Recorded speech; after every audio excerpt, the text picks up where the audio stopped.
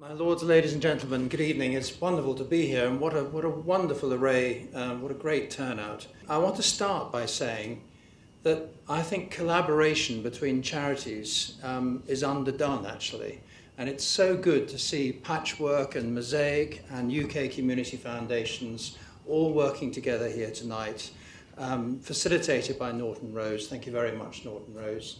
But it's really special what we can do together when we actually come together and share some experiences.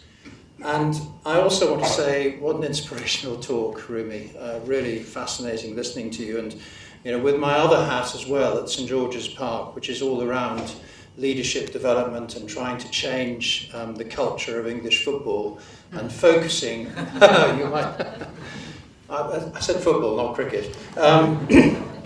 There are a lot of bells that ring, really, and the focus is, where do you start if you want to change anything? You focus on education. The teacher has a defining influence in every walk of life, and certainly that's what we feel in terms of the investment in coaching in our game. We'll talk about Watford and Ipswich later. But I want to just focus on community foundations for a little while. If you live in London, it's very easy to see the good bits. Friends' houses, the parks, shops, the beautiful buildings, the Thames. In other words, the places where everyone is successful and in control of their lives. By spending time with the London Community Foundation, brought home to me that if you only look sideways, you see many parts of London where people need serious help or support for a variety of reasons. Not written by me, written by a friend and supporter of the London Community Foundation, Sue Phipps. But this, ladies and gentlemen, is replicated all over the UK. In our inner cities, in detached rural areas, and in everything in between. The real truth is so often clouded by averages. We have pockets of desperate and hidden needs all over the UK, everywhere. In my own county, Suffolk, you'd be shocked if I tell you that from our research done with Cambridge University, 78,000 people out of 720,000 total population live below the poverty line. Is that not shocking? Most people think Suffolk is an affluent farming county. Floods, disasters, food banks, domestic violence, mental illness, old age, rehabilitating young people, young offenders, disability sport, stroke relief, loneliness, citizens' advice bureaus. I could go on and on. Those brilliant people at the front line, at the sharp end. Common perception is that so much of this is done by state or by local government, and it isn't. They're all charities, and they all rely on our generosity. People are aghast when I tell them that there are 10,000 charities in Essex and voluntary organisations. 23,000 in Scotland, 30,000 in Wales, 4,500 in my native Suffolk. I'm sorry, I don't know the number in London, I should. They're the social glue in my book. They're replicated all over the country, operating under the radar, mostly volunteers, underfunded, but without whom this country would fall apart. All of us who've seen the light in Community Foundation land have a vision of how this one day can change. A society where large numbers of people who can afford to do so are investing in their own communities, in their own backyard, as a cause of high importance in its own right, supporting their own neighbourhoods or where they come from. Our PR campaign is called Shine a Light, and I was very fortunate to have a light shone for me. Interestingly, surprisingly you might think, through my world in football. I was made a director at the tender age of 34 in February 1987. I became the young blood on the Ipswich Town Board. And I served in my apprenticeship as a director for 7-8 years, and then I was made chairman. And during that time, my eyes were completely opened as to how the world works, and the plethora of tiny causes all over the county who came to us asking for help, asking for support, believing in the power of football, believing in what we could do to work together. I would have had no idea had that not been the case. And it was only as a result of that that I was then asked if I would join a steering committee to open a community foundation for Suffolk. And that's how we moved on from there.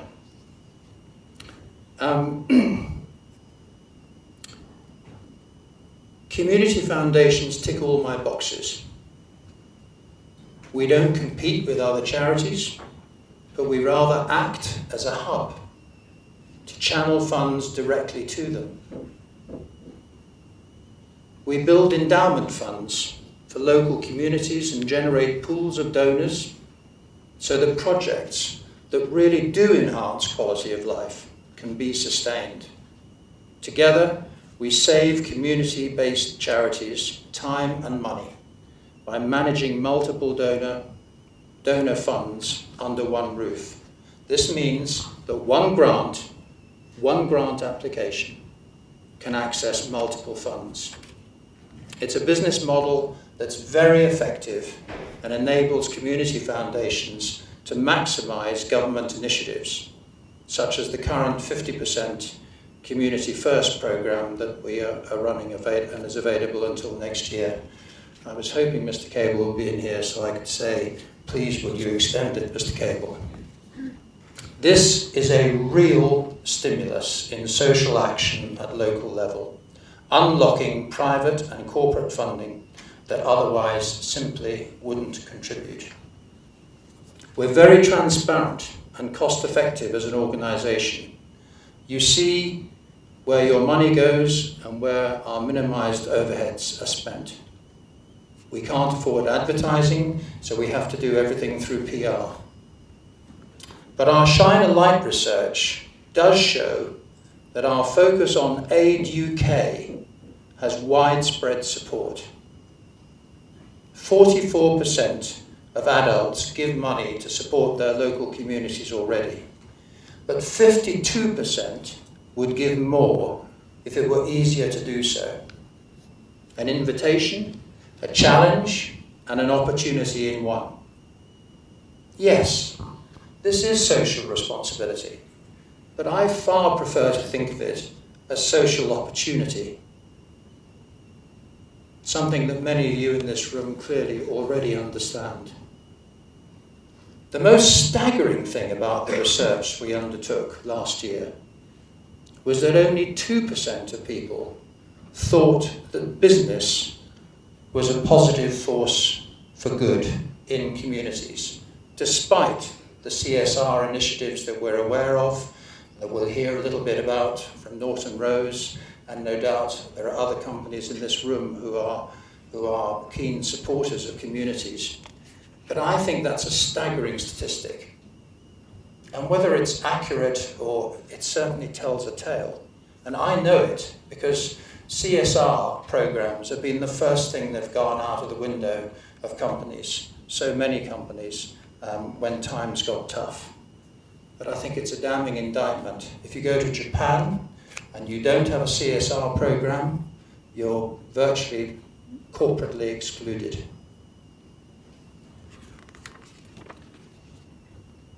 So, in conclusion, community foundations collectively, if I can just give you some scale, we have 46 members all over the United Kingdom. Last year, we gave out grants of £60 million to 20,000 recipients. It's a lot of money. It's the equivalent of one charity supported every 4 square miles of the UK. We're proud of that, but we know we are only scratching the surface. So many people have not heard of us.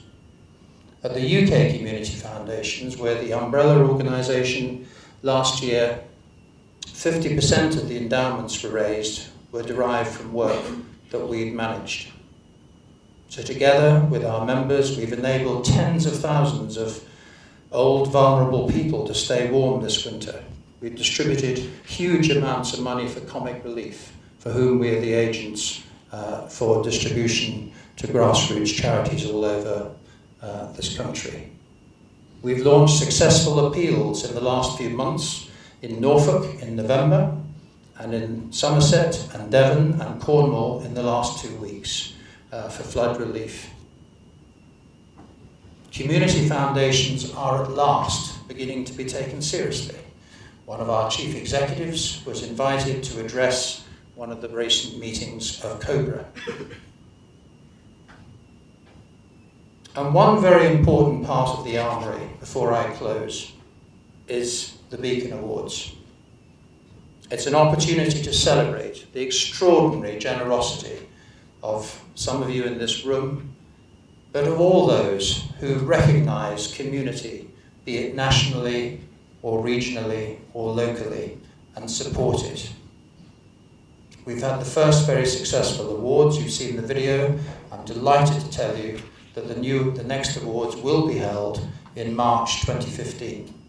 And I want to invite all of you in this room to spread the word, to encourage people from every walk of life to come forward and support either through their local community foundation or directly to the Beacon Awards, to the Beacon Foundation, and put their names forward if they feel, or indeed nominate others.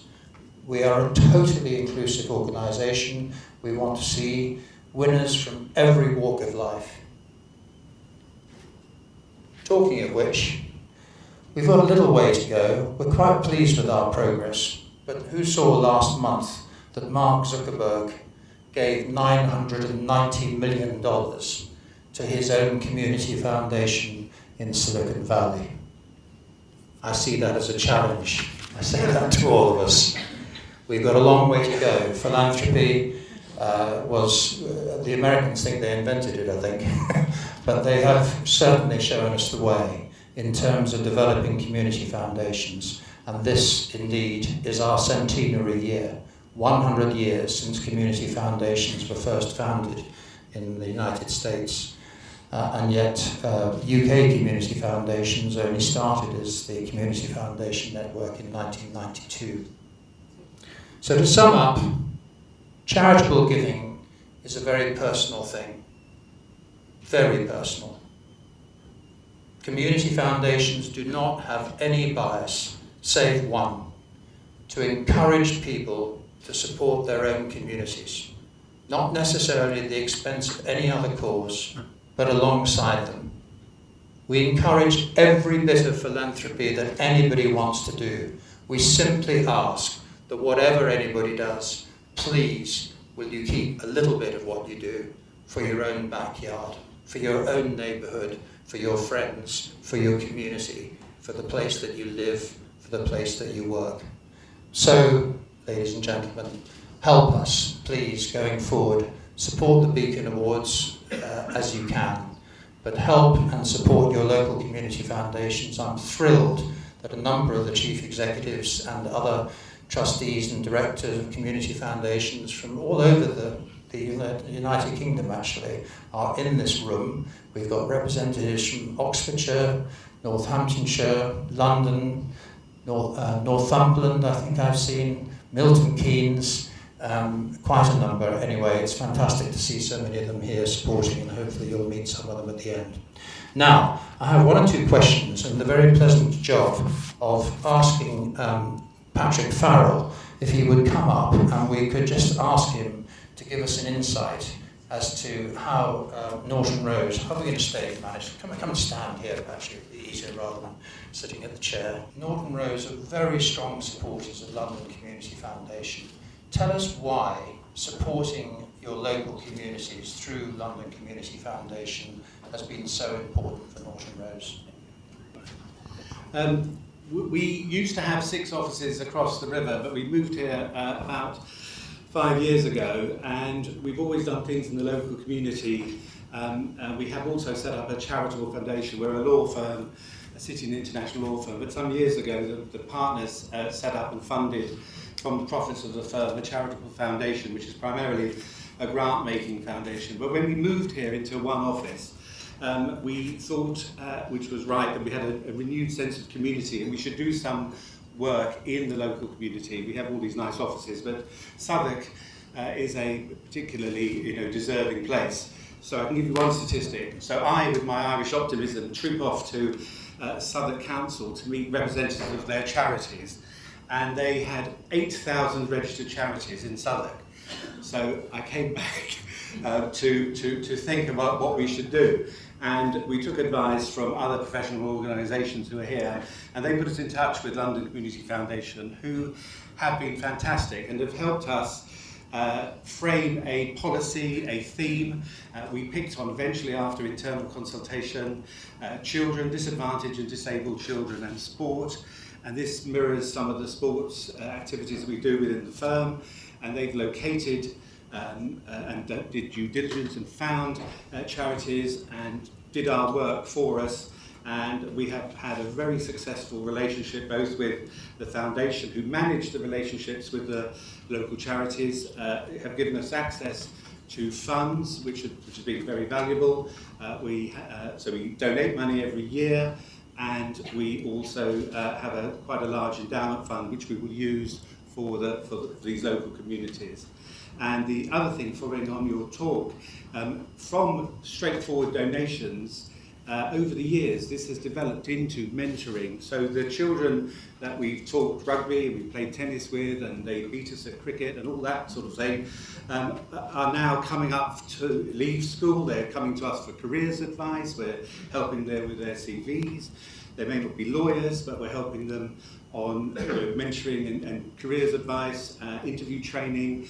We have them in here for those sorts of skills. So it's developed into a real relationship, both with the foundation and the charities they found for us. So it's been very valuable to us. That's fantastic. One of the great things about working with the Community Foundation is that we are very, very flexible, and we can receive grants and distribute grants wherever the donor wants to give them. Patrick, one of the areas which I found when we first came into the world of community foundations was the importance of understanding the marketplace. And some of our donors would say, we don't just want to do endowment, we want to give flow-through money, we want to see our money working in our lifetime. And the great thing is we can do both, as you know. But will you tell us why, for Norton Rose, it's been so important for you to create endowments with the fundraising? It's quite easy just to give money away, and you can just write out a cheque for the whole fund in one go, and that would be very valuable to the beneficiary. But increasingly, both as a business and our people expect us to do more than that. And we employ 7,500 people.